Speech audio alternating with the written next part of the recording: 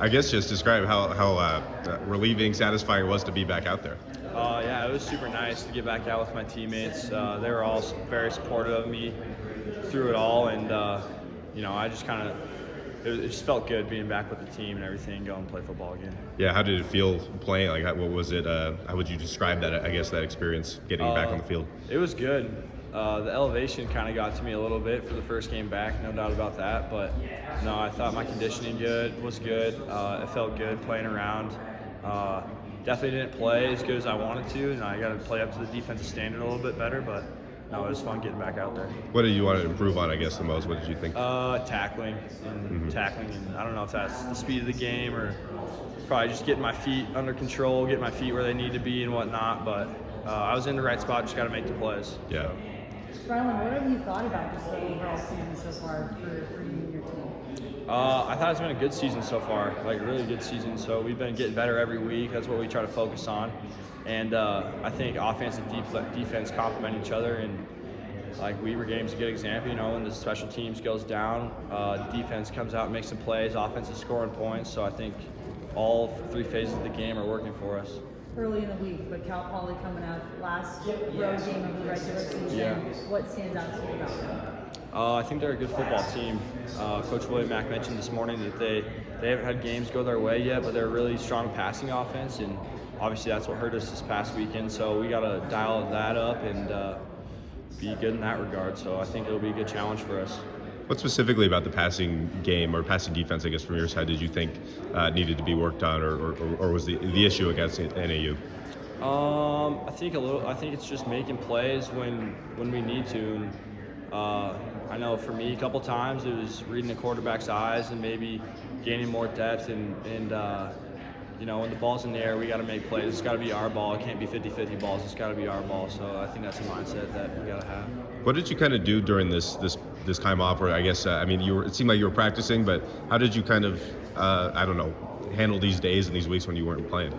Yeah, I was on scout team for a little bit at the start of the season, and I thought that was fun because I get to go against, the way I saw it is I get to go against one of the best offenses in the nation, and I got to cover receivers and play against good running backs and everything. So I try to take advantage of that, get better in there, and then when the guys were on the road, I'd try to come in and lift or run or do something and try to stay up with my conditioning and my strength. And my body was probably feeling a lot better than most guys going into week 8 or week 9. So try to take that. Yeah, is it almost a blessing in disguise that you were able to take all this time off and be fresh? A little bit, yeah. I guess if you see the bright side, glass half full, my body was feeling good and I could be fresh for the back half of the season. And I got playing this weekend. Was it tough just seeing your boys out there knowing you couldn't go out? What? Sorry, repeat. Prior to getting to play this weekend, was it tough just seeing your boys out there on the field knowing you couldn't go out there? Yeah, no, it was hard, but I got to support them just like they were supporting me. So I tried to, at home games, I tried to help guys like Kendrick and Reddy out with whatever questions they had and just be on the sideline and try to keep good energy for the guys and support them. And then in practice and everything too. And it was harder when they were on the road. You have to sit on the couch, but like me and Coy and Kyle Rigg would all shack up and watch the games at home. So. And just from your perspective, say as much as you want on what happened after the South Dakota State game and that caused suspension. What was kind of your explanation for that? Yeah, it was just a supplement that I took that I didn't check well enough, and I had the tools to check it well enough, and I didn't, and it tested positive for something that is banned by the NCAA, and so I had to pay for that, and we appealed it, and I told the NCAA committee my story, and they allowed me to reduce the suspension to 6 games instead of a full season. And then there was still a trace in my system after the Idaho State game when I got tested, and so then we had to wait for that to leave my system fully until I could play again. So. And that's what got you to be reinstated this week. Yeah. So once it hit 0, I was good. How tough was that, especially going into a national title game, to know that you weren't going to be able to play in that and have a few more games off too? Yeah, it was hard. It was hard because I felt like I was letting my teammates down more than anything. I wasn't there for them, and so. But yeah, it was tough. I knew I had to. They supported me, so I had to support them. So that's how I felt. What did you do, kind of, I guess, the most to support them during your time off? What kind of ways did you, other than playing in scout team and things like that? I felt like just setting a good example, working hard, keeping my head down. showing the young guys the ropes, you know, because a lot of young guys are on scout teams, and showing them how to practice, what it takes and whatnot. 'Cause I remember being a redshirt freshman, being there and being like, oh, it gets long on scout team, but you got to take advantage of it. You're going against the #1 offense every day, and we got one of the best offenses in the Big Sky and in the country, so why not take advantage of the time you got down there? Who's the toughest guy to cover? We all got some pretty good guys. CT runs good routes. Willie runs good routes. Robbie's a good route runner. I didn't get to cover Coy because he wasn't practicing quite yet, but no, we got some good wide receivers. And that South Dakota State game, I mean, was that kind of a good example? I mean, you had to step in for Ty. I mean, is that a pretty good example of the next man up thing that you guys preach? Yeah, 100%.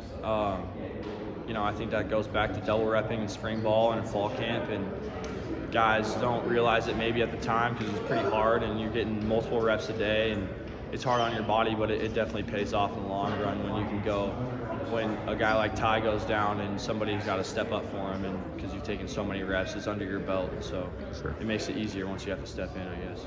What was the whole appeal process like? Was it kind of nerve-wracking, or were you like confident the whole way through?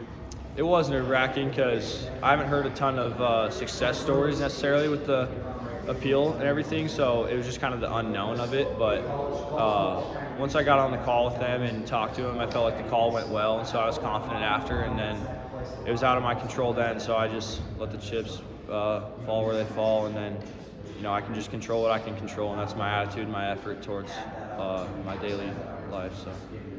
Rylan, I know you're not focused on Catchers by any means this week, but I know that you're a Missouri kid. Yeah. Who are some of your friends on the squad on the other side of the state, and does your relationship change at all when it comes to that Catchers week?